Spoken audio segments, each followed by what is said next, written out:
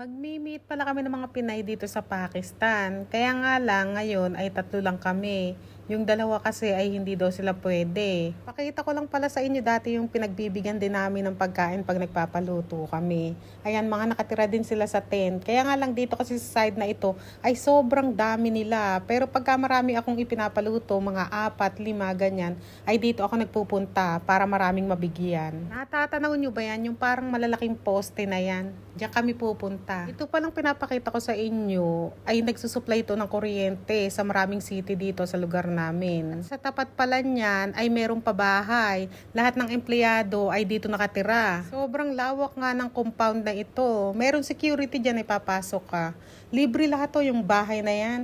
Tapos, tubig nila, kuryente, school, hospital, libre lahat. Yung mga bahay na yan ay 2 kwarto yata, pero yung iba may 3. Depende, siguro pag mataas ang posisyon ay mas malaki yung bahay, diba? Kaya pala kami napadpa dito, yung Pinay kasing susunduin namin ay dito nakatira yung hipag niya. Dito muna sila nag-i-stay. Kaya nga lang, pag nakatira ka daw dito, bawal daw ipaayos yung labas. Kaya kung makikita nyo, magkakamukha yung labas, diba? Walang may design. Kasi bawal daw ipaayos yung labas. Kung sa loob, kung gusto mong baguhin, ay pwede. Pero yung sa labas, bawal daw papinturahan. Nakikita nyo ba itong nakikita ko? Ayan o, may bunga yung mangga. Ang liliit pa nga lang, pero masarap yung ganyang kaliit. Ayan, yung mga nakikita nyo na yan. Lalo na dito sa kaliwa. Ayan, dyan ako nanguha ng mangga. Ay, kay sarap pala ng mangga na yan. Ay, bala kong balikan. Sobrang lutong talaga. Ang sarap-sarap, lalo na sa alamang. At ayan na pala yung mag-iina. Tinawagan na kasi namin, kaya lumabas na sila. Pero kung nagtagal-tagal ito, hindi agad lumabas. Ay, baka inaket ko pa yung mangga na yan eh.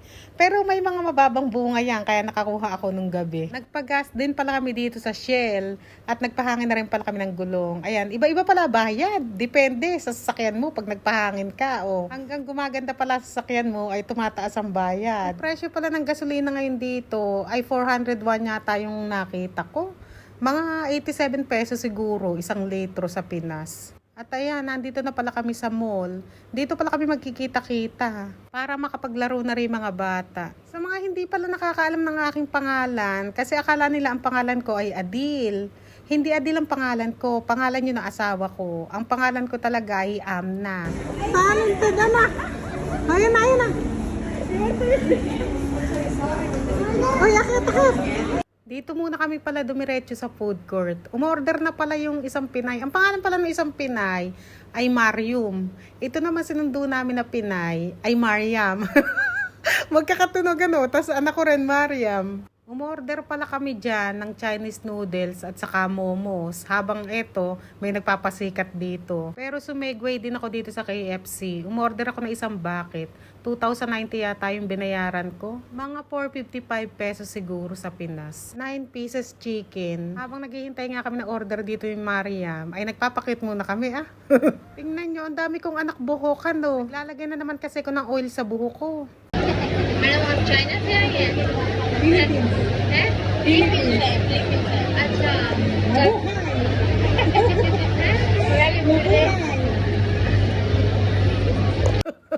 May antig-antig yata ako, ano. Pag tinatanong ako, laging ganyan eh, taga saan ka? Ay, sabihin ko, Philippines. Sasabayan ko yan ng ano, mabuhay. Ayan, binalikan ko na pala yung order ko dito at ready na nga.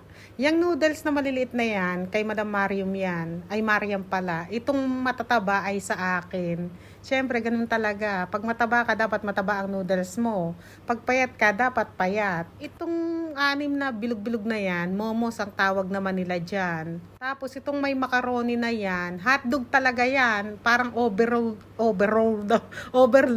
Tapos may mga macaroni. Madam, mag-hi ka.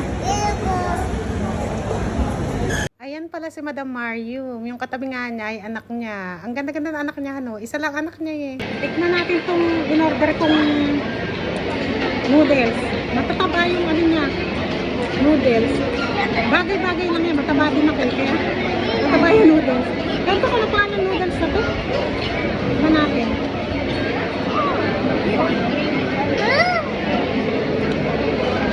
You call to her? She's in Hong right? She's waiting here for 1 hour. Sarap! Sarap! Hindi spicy to. Kung gusto mo spicy, pwede. Itong order ko, hindi spicy. Pero may konting sipa pa rin. Hmm.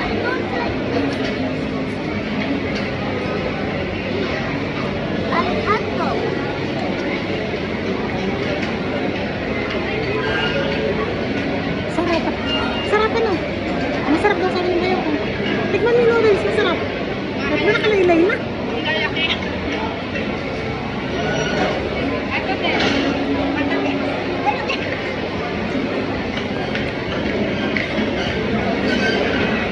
Yung momos naman tikman natin. Anak, papag na ng momos. Marian, hindi ka kumakain. Eto yung momos. Tikman natin kung masarap yung momos.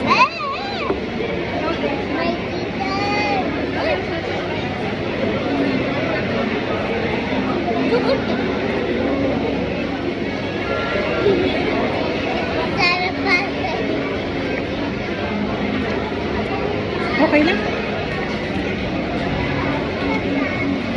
Okay lang. Pero hindi ko yung talagang bet na bet. Ito bet ko yung pancit.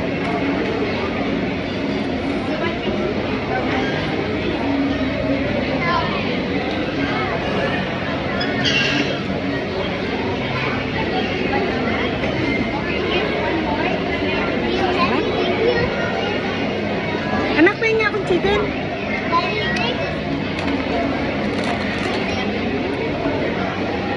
Kaya si chicken naman. Tapos merong ano, pangdipan.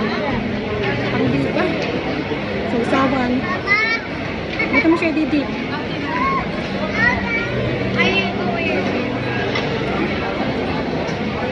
This is new menu.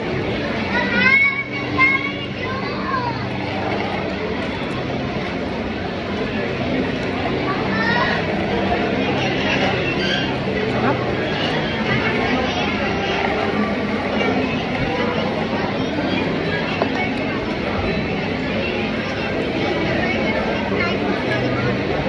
Masarap din. Medyo parang masin-masin lang. Pero masarap. Small. Amang, you want to try? Faluda. Kaya tayong faluda.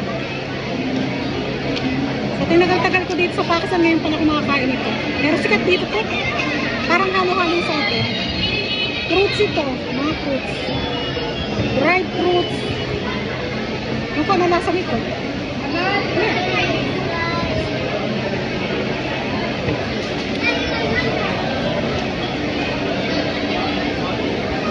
Meron kami kinainan doon sa Musapaga. Masarap.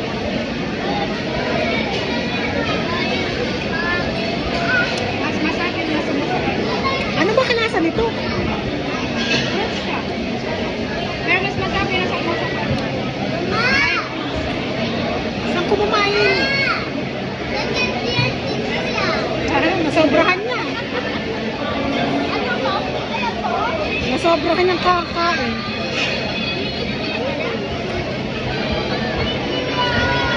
Basta matamis, ano?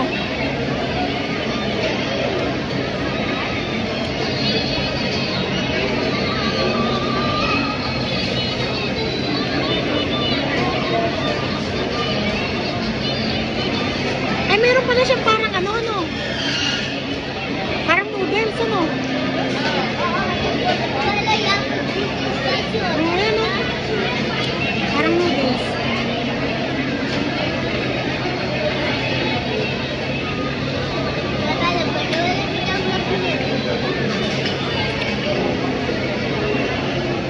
Tapos ito, parang ice cream, ano? Ice cream na ano, coffee.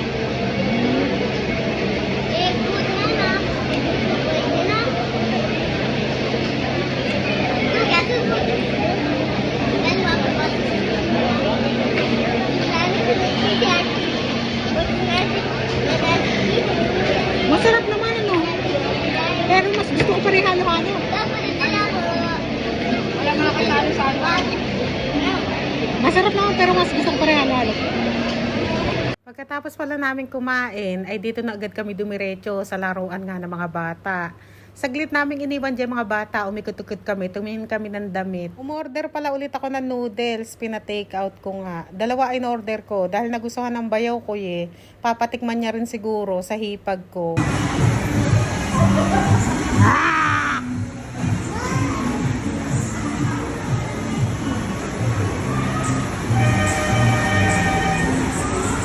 Para hindi ba maganda?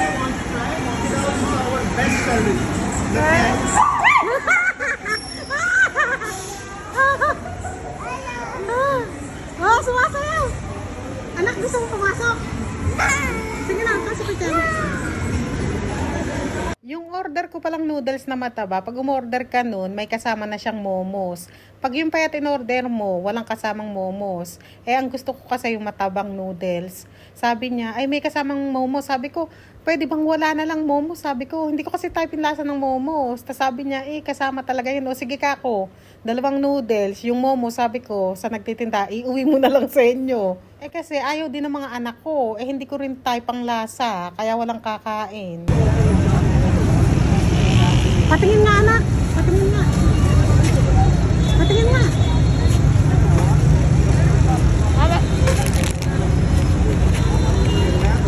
Magkano yan? 150. 150? Masarap ba yan? Tikman mo nga. Tingnan nyo, nagkanta sabit-sabit yung damit ko, pati yung dupata ko sa tinik. Yan yung nanguha ko ng mangga nung hinatid kay Pinay. May nadaanan akong mangga, ay nanguha ako, ay puro tinik. Ayan ang napapala.